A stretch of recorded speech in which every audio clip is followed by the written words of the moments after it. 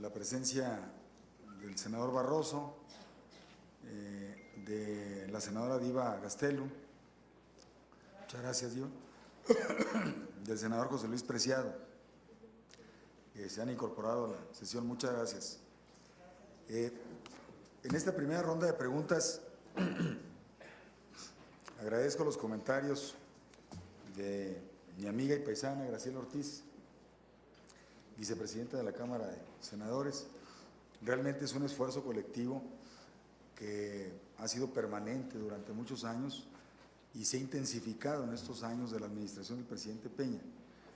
Y el gran reto de todos es hacer que la herencia y el legado que dejemos permita mejorar la calidad de vida, por un lado, de los derechohabientes, de 13 millones de personas, pero también la expectativa de vida de los derechohabientes. Hace apenas unas décadas la expectativa de vida era de 60 años o de 50, y ahora tenemos una expectativa de vida de 75. Hemos dicho que la actual generación de estas instituciones de seguridad social nos toca el papel protagónico de construir escenarios de éxito que permitan heredarle a las siguientes generaciones, es decir, a los niños que están haciendo hoy en nuestros hospitales, una expectativa de vida de 90 años, que pareciera utópico, como parecía utópico que en los años 30 pudiese existir una expectativa de vida de 75 en el 2017. Entonces, ese reconocimiento que apreciamos es para más de 100,000 personas que elaboramos diariamente en la institución. Igualmente agradecer a la senadora Mariana Barrera, muchas gracias Mariana, que tenemos una buena amistad de muchos años y además como exsecretaria de Salud me tocó convivir en varios eventos y reuniones siendo yo gobernador de mi estado. Muchas gracias por todo. Hay datos muy importantes del FOBISTE que ya se han comentado aquí, pero a ver, números gruesos. Nosotros tenemos una demanda potencial en el FOBISTE de 900,000 trabajadores. Esto significa que hemos entregado créditos a lo largo de la vida de la institución por un poco más de 1,600,000. Tenemos alguna cartera vigente, el doctor Godina me corregirá al término de la sesión, pero debe fluctuar entre los 260,000 millones de pesos o un poco más, la cartera vigente de la institución. Tenemos como reto frente a nosotros entonces responder a la expectativa de 900,000 personas, que no significa que lo vayan a demandar todos el crédito mañana o pasado el año que entra, pero que son potenciales demandantes o solicitantes de crédito. Eso nos ha llevado a construir nuevas alternativas de crédito. Crecimos en esta administración el número de subsidios que le asignaba la Canadevi al Infonavit o a otras instituciones y que a nosotros nos daba 1,000 subsidios al año. ¿Cómo lo hicimos? En una negociación para crecer los rangos del subsidio, que no se entregaran solamente a derechohabientes con salarios de 2.5 salarios hacia abajo, sino hasta 5 salarios mínimos, lo cual amplía el horizonte de trabajadores del ISSSTE que tienen rangos salariales un poco arriba de lo que regularmente atendía la Canadevi a través del Infonavit. Son pasos muy importantes que se comentaron en la intervención, senadora. El tema del segundo crédito, se aprobó la reforma a la ley del ISSSTE, de dos de sus artículos que impedía la asignación del segundo crédito. Este fue el primer año de conformidad con el artículo transitorio de la propia reforma, se llevó a la Junta Directiva, en la Junta Directiva como máximo órgano del ISSSTE, aprueba los criterios de asignación del segundo crédito y se inicia con los primeros 4,800 o 900 créditos, segundos créditos. Es decir, si una persona tuvo un crédito lo contrató hace 25 años y lo terminó de pagar hace 5, está impedido acceder a un segundo crédito para mejorar las condiciones de su vivienda. A partir de esta administración y a partir de este año en particular, se apertura el segundo crédito como ya existía en el Infonavit hace muchos años.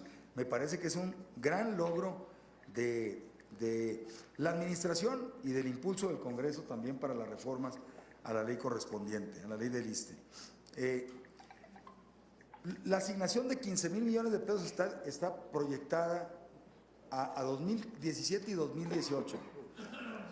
Es decir, además del programa ordinario tradicional, se asignan créditos especiales para las zonas afectadas. Una cosa es la oferta y otra cosa es la demanda. Yo puedo ofertarle a Chiapas 500 créditos ordinarios y puedo tener una demanda de 150, pero la oferta por parte del gobierno está presente y estará presente en todas las entidades. ¿Por qué hago esta consideración? Porque en Chiapas o en Oaxaca, el 98% de las viviendas dañadas eran viviendas de trabajadores, de personas no afiliadas al sector formal, ni trabajadores del sector público en particular.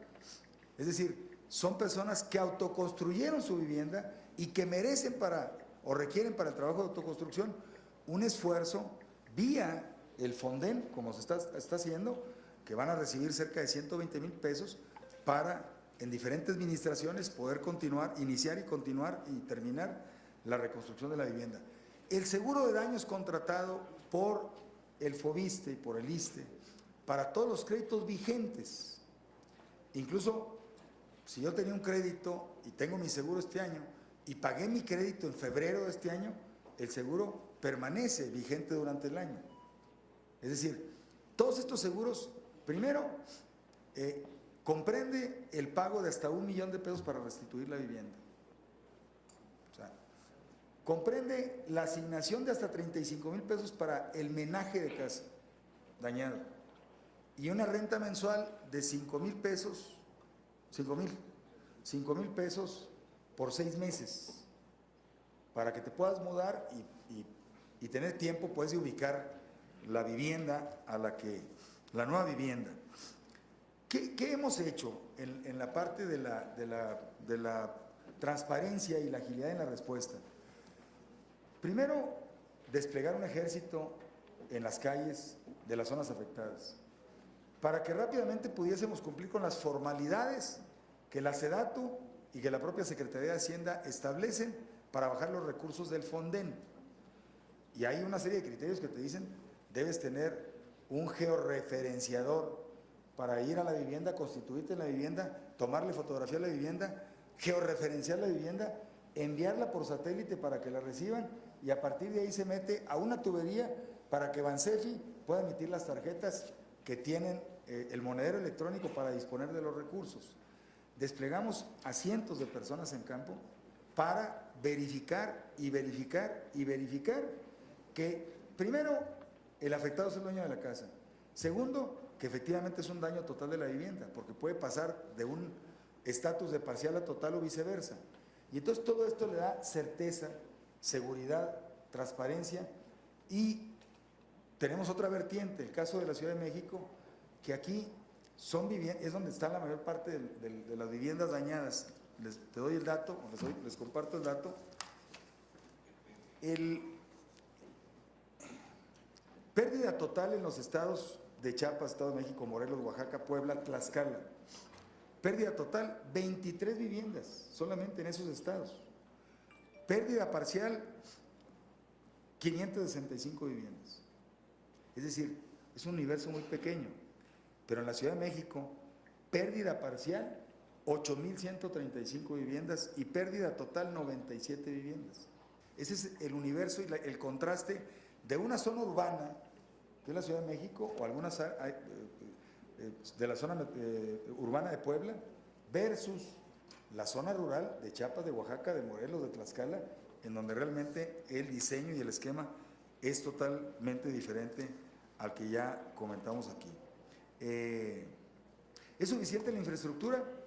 Pues siempre será insuficiente porque la población es creciente, pero lo que hemos estado haciendo a través de los recursos fiscales y de los nuevos esquemas autorizados por la Secretaría de Hacienda, nuevos esquemas de financiamiento, es encontrar modelos que permitan mejorar la infraestructura existente de hace 40 años y construir nuevos hospitales. Yo puse ejemplos, los primeros en las láminas que presenté son inversiones de casi 6,000 millones de pesos con recursos presupuestales, fiscales. La ampliación del Hospital del Estado de México, de Aguascalientes, de Zaguayo, Michoacán, de Torreón, de todos estos. Y luego un nuevo modelo de asociación público-privada para hacer hospital, donde no tenemos un hospital o donde debemos sustituirlo y no tenemos recursos para hacerlo. Entonces, el dilema es, o nos asociamos en el modelo autorizado por la Secretaría de Hacienda con las restricciones, previsiones, candados de los propios contratos establecen para tener un hospital de corto plazo y evitar la subrogación en clínicas particulares, o nos esperamos a ahorrar 10 años para tener 500 millones, 800 millones para construir un hospital. Estamos en este proceso de ampliación, de modernización, que permite dejar también un ISSSTE no solamente más humano, sino un ISSSTE más moderno. Senador Isaías González, el CLIDA efectivamente es una gran clínica, es un centro. A ver, la apuesta y el sector médico que nos acompañan, tanto aquí como en la gradería, la apuesta de las instituciones de salud es al primer nivel de atención. Es decir, sale mucho más económico un paciente diabético controlado, identificado, diagnosticado y controlado en el primer nivel de atención que un paciente diabético no controlado, con ceguera profunda y con una amputación, la necesidad de una amputación en un hospital de tercer nivel. Por mucho es el costo superior. Entonces, el CLIDA viene a cumplir este objetivo, que por lo menos 2 veces al año, derechohabientes en ciertos rangos de edad, había ciertos límites antes, ahora lo abrimos ya, la edad, para que pueda ser prácticamente cualquier persona, por lo menos 2 veces al año se puede hacer una revisión integral y que podamos identificar si es enfermo crónico y medicarlo oportunamente y controlarlo oportunamente. Y si tiene alguna otra enfermedad, algún tipo de cáncer, diagnosticarlo con la oportunidad que permita también no solamente disminuir el costo en el tratamiento, eso pudiera ser secundario, sino ampliar sus expectativas de vida.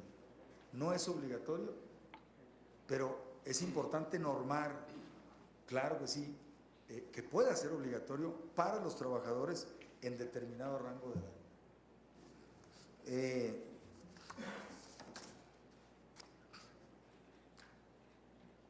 El senador Mayans, incremento en la atención de los hijos de padres trabajadores. Yo debo comentar que recibimos en el ISSSTE una recomendación en el 2012 de la CONAPRED para recibir a hijos de padres trabajadores en nuestras CEDIS. Hubo incluso una resolución judicial que en ese entonces se rechazó. Se abrió un debate en función de esto y la Junta Directiva del ISSSTE aprueba a partir del 2014, creo que en junio o julio del 2014, o instruye, por acuerdo de la Junta Directiva, recibir a todos los hijos por igual de padres y de madres trabajadoras en nuestras estancias infantiles y en todos nuestros servicios. Por eso es que crecimos de atender a 20 niños o hijos de padres trabajadores en el 2012 a 2.236 en 2017. Ese es el incremento que hemos tenido. Estoy de acuerdo en incorporarlo en ley, por supuesto. Por supuesto que sería una muy buena previsión que está en línea además con la igualdad y la equidad. ¿Cuál es el incremento previsible en las cuotas y aportaciones del trabajador para dar este servicio? 0. Porque en el presupuesto de egreso de la Federación hay una previsión presupuestal por niño en cada una de las CEDIS del país. Entonces, lo mismo es si se presupuesta 35.500 niños a 37.500 niños o 36.800 niños. Hay una cuota individual por niño en nuestras CEDIS, sean hijos de padres o de madres trabajadoras. No habría entonces necesidad de impactar la cuota de los trabajadores en el presupuesto. Eso me parece que es importante subrayarlo. El tema de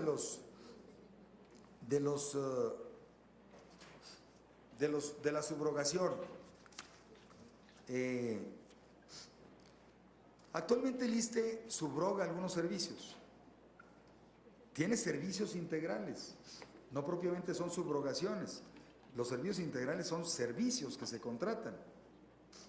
Pero los servicios que subrogamos en este momento son esencialmente de diagnóstico y de tratamiento. ¿Cuál es el monto de la subrogación de servicios de los auxiliares de diagnóstico? 82 millones de pesos. ¿Cuál es el costo de auxiliares de tratamiento? 141 millones de pesos. O sea, estamos subrogando realmente, en el sentido estricto de la palabra subrogación, 220 millones de pesos.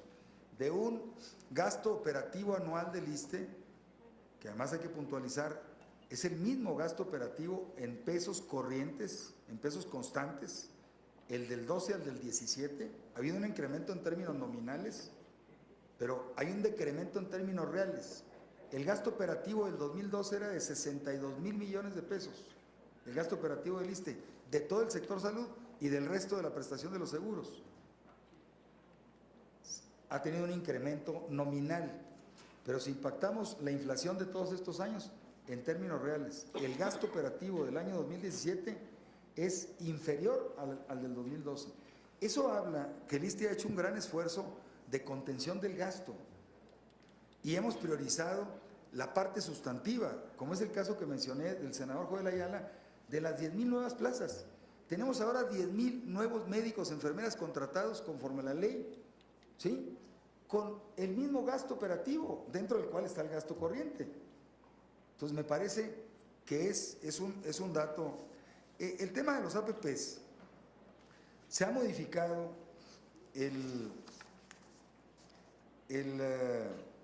a ver, ¿cuál ha sido el comportamiento del APP del 2014 o 15 que se diseñó el Gonzalo Castañeda al 2017? Primero hay que puntualizar, el Gonzalo Castañeda se licitó en el 2014 y está en litigio, porque la empresa ganadora del contrato no cumplió con el cierre financiero, pidió una ampliación, se le otorgó la ampliación, en la segunda ampliación se declara incompetente para cumplir con el cierre financiero, no tenía un fondeador y entramos en litigio. Para que pudiese cumplir, se encuentra en litigio. ¿A qué nos llevó ese incumplimiento del Gonzalo Castañeda? A grapar para los futuros APPs del ISSSTE el fondeo con manobras. No andar buscando particulares para el fondeo y poder garantizar ciertas tasas accesibles para la amortización del proyecto hospitalario del APP a 20 o 25 años. ¿Cuánto ha crecido? Pues ha crecido lo que las tasas han crecido en manobras, 2014, 15, 16. Pero finalmente es el único proyecto que viene del 14, porque el resto de los proyectos son prácticamente del 16, para iniciar en el 17, salvo el de Mérida, que fue 15, proyectado el 16.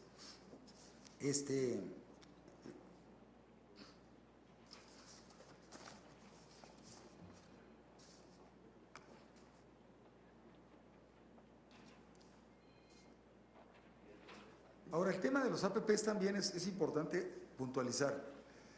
En cuanto a transparencia se refiere, todos los APPs que estamos impulsando los trabajamos durante meses con la unidad de inversiones de la Secretaría de Hacienda y Crédito Público. Pero cada año se incorpora en el presupuesto de egresos de la Federación el monto de cada proyecto. Y el detalle de ese monto está en el anexo del presupuesto de egresos de la Federación, el detalle de lo que representa el impacto presupuestal que va a tener en las finanzas públicas. Entonces me parece que hay razones y justificación suficiente para poderlo incorporar para poder hacer y buscar estos ejercicios. A ver, también el ISSSTE menciona las reservas. Ha hecho un gran esfuerzo para contener el gasto operativo y ha logrado crecer sus reservas, porque ha habido años en que el proyecto de reservas era de 3,000 millones de pesos y terminamos reservando 8,000 millones de pesos en el 2014. ¿Por qué? Porque la stringencia presupuestal y la política de gasto del Gobierno de la República la debemos atender todos los organismos descentralizados y entidades del sector. Y el ISSSTE ha actuado con una gran disciplina presupuestal y una gran responsabilidad. Y lo que hay que mencionar es que el ISSSTE tiene ahora la reserva más grande que haya tenido, una reserva financiera que va a cerrar el 2018 con más de 80,000 millones de pesos. Ningún problema financiero del ISSSTE, ninguno, rebasa los 10,000 millones de pesos. Tenemos una reserva suficientemente robusta para hacer frente a cualquier contingencia que se presente en el futuro. El pensioniste,